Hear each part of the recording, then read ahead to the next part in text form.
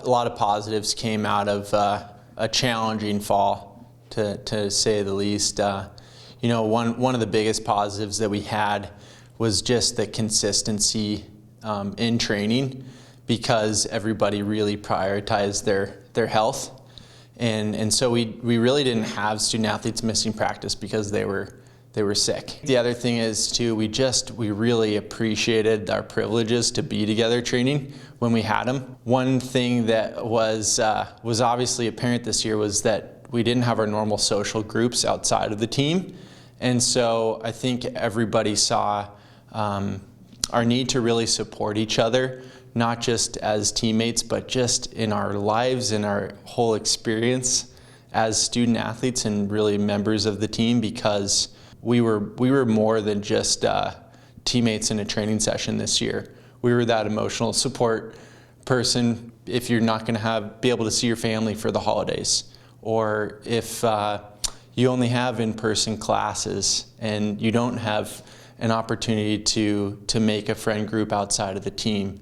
Or you have to be a roommate and a teammate, and you're living with that person that you're interacting with every single day in every way. So I think it was a fun challenge in that regard too. But I think in a lot of ways it's helped us become closer as a team, which I know is only going to help us be able to have success in any competitive opportunities that we get as well. This year we have not set performance outcome goals.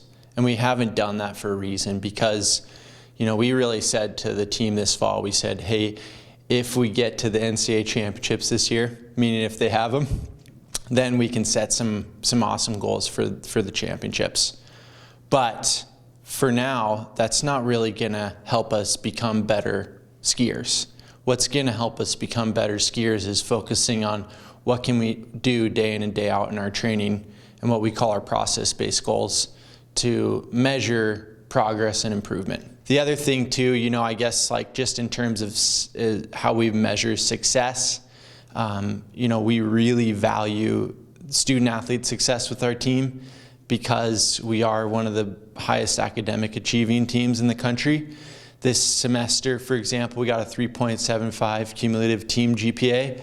So that was huge for us in showing that, okay, we've had to adapt to the hybrid course schedule through the fall and our different training environment that we've had, but our student athletes have still shown that they're able to have incredible success academically, right? And that we know is the most important thing, especially in the fall, because they've got to be able to succeed in the classroom to open up those competitive opportunities in the winter. And then, as I previously mentioned, just being supportive of each other. And that's been a huge goal of ours this year. How can we come up with different ways and new ways and creative opportunities to help support each other in our experience this year? Because it certainly has been different for everybody.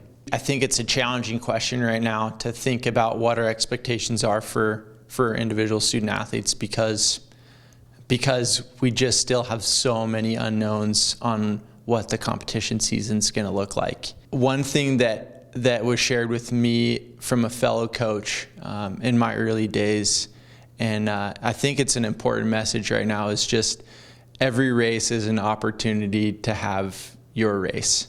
And that's really what we're trying to preach to our student athletes right now, and just say, hey, let's take advantage of every opportunity we get, and look at it as if it's potentially our only opportunity on the season, because it could be. I guess our expectation is for them to really enjoy the opportunities they get, seize those opportunities, and really try to say, okay, let's focus on every race. Let's focus on every one we get, because if we do that, then we're not going to be worried about what the future holds or what the next couple weeks hold. We'll be able to continue to live in the present, and that's really important right now.